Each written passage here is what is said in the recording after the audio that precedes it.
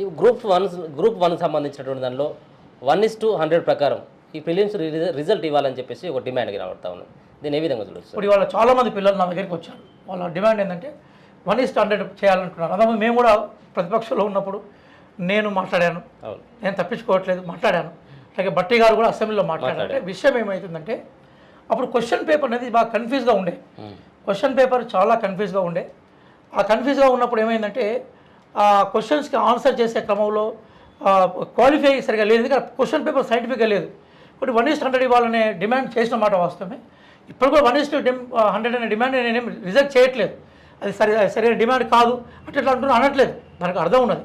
కానీ అదే సందర్భంలో మనం చెప్పాల్సిన విషయం ఏంటంటే గవర్నమెంట్ కొన్ని జాబ్స్ కూడా పెంచింది. అంటే ఇప్పుడు 503 జాబ్స్ ఉంటే వాడికి ఒక 50 జాబ్స్ యాడ్ చేసి ఇప్పుడు 523 దాకా వచ్చింది. జాబ్స్ సంఖ్య పెరిగింది. అలాగే ఇప్పుడున్న క్వశ్చన్ పేపర్ గత క్వశ్చన్ పేపర్తో పోలిస్తే ఈ క్వశ్చన్ కొంత సైంటిఫిక్ ఎంటిటీని కలిగి ఉన్నది. కాబట్టి మరి వాటి ఇవాల్యుయేషన్ కూడా ఇప్పుడు వీళ్ళను తీసుకుంటే దాదాపు 28,150 మందిని సెలెక్ట్ చేయాలి. ఇంకా ఇవన్నీ కూడా డిస్క్రిప్టివ్ టైప్ పేపర్లు. వీటి దిద్దడం కూడా అంత ఈజీగా ఇప్పుడు దిద్దవాళ్ళని ఇప్పుడు మళ్ళీ తీసుకోవాలని కూడా దాదాపు 50,000 మందికి పోతుంది. 52,000-53,000 వరకు పోతుంది, 50,000 పోతుంది. ఆ పేపర్ దిద్దడం డిస్క్రిప్టివ్ టైప్ కాబట్టి టేక్స్ టైం. కాబట్టి మరి ఆ దశగా తెలంగాణ పబ్లిక్ సర్వీస్ కమిషన్ మరి ఆ యంత్రాంగాన్ని క్రియేట్ చేసుకున్నప్పుడు 1:100 తీసుకోవడం అనేది తప్పేం కాదు. మరి ఆ యంత్రాంగం లేకుండా మాత్రం దీనికి ఇవాల్యుయేషన్కి చాలా టైం పడుతుంది.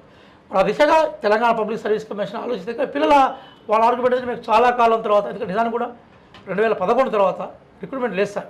2016లో 2011 నోటిఫికేషన్ రిక్రూట్మెంట్ 2016లో జరిగింది. చాలా గ్యాప్ వచ్చింది. కాబట్టి పిల్లలు మాకు చాలా కాలం తర్వాత వచ్చింది కాబట్టి మాకు కనీసం రాసుకునే అవకాశమే అంటున్నారు. మరి అక్కడ కూడా యంత్రాంగం ఎట్లా ఉండదు, ఎందుకంటే పబ్లిక్ సర్వీస్ కమిషన్లో ఒక 450 మంది పనిచేయాలి. కానీ ఇప్పుడు అక్కడ ఉన్నది 80 మందే పనిచేస్తారు. 80 మందిలో 40 మంది ఈ గార్డెనర్స్ లేదా కార్ డ్రైవర్సు, సెక్యూరిటీ వీళ్ళు, 40 మంది మాత్రం రెగ్యులర్ ఎంప్లాయీస్ ఉన్నారు. మొట్టమొదటిసారిగా నింపాల్సింది తెలంగాణ పబ్లిక్ సర్వీస్ కమిషన్లో జరగాలి. అయితే గవర్నమెంట్ 6వ తారీఖు వరకు కూడా ఏం చేయలేకపోయింది, చేతులు కట్టేసినట్టు అయింది. ఎన్నలేని విధంగా భారతదేశంలో 7 దఫాలుగా పార్లమెంట్ ఎలక్షన్ జరిగాయి. కొన్ని రోజులు ఎలక్షన్స్లో వెళ్ళిపోయాయి. ఇప్పుడు పబ్లిక్ ఒపీనియన్ ఏమైంది, కాంగ్రెస్ పార్టీ చాలా వాగ్దానాలు చేసింది, ఏమీ చేయట్లేదని పబ్లిక్ అంటున్నారు.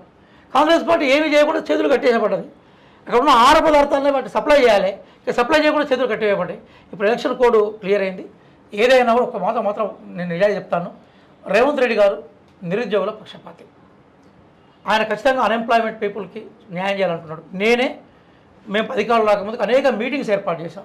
నేను వాటి ప్రిసైడ్ చేశాను. కొన్ని సందర్భాల్లో నిరుద్యోగ మిత్రులు ప్రిసైడ్ చేశారు. అనేక సందర్భాల్లో ఆయన అన్నాడు, గెలిచిన తర్వాత కూడా ఎక్కడ తప్పమే మాట, నేను నిరుద్యోగుల వాళ్ళ సహకారంలో గెలిచాను అన్నాడు. కాబట్టి కొంచెం సమన్వయంతో ఉంటే నిరుద్యోగులకు న్యాయం జరుగుతుంది. ఈ డిమాండ్స్ అన్ని మాత్రం ప్రభుత్వం దగ్గర తీసుకుపోతాయి. అదే పార్టీ అధికార ప్రతి ఇప్పుడు పిల్లలందరూ నన్ను రియాజ్ సార్ అంటే జనరల్ రియాజ్ అనే అతను జనరల్ వీటి మీద అవగాహన ఉంది, కాంగ్రెస్ పార్టీ పెద్దలతో సంబంధం ఉంది కాబట్టి వారు రిప్రజెంట్ చేయాలని కోరుకుంటున్నారు. నేను వాళ్ళందరూ కూడా నేను చేతులెత్తి నమస్కారం పెడుతున్నాను. ఎందుకోసం అంటే నా మీద విశ్వాసాన్ని ప్రకటిస్తున్నారు. కొంత తిరుగుతున్నారు, కొంతమంది కొంత పొగుడుతున్నారు, కొంతమంది సైకలాజికల్ హర్ట్ చేస్తున్నారు, కొంత సైకలాజికల్ పుషప్ చేస్తున్నారు. కానీ అందరూ నా వైపు చూస్తున్నారు.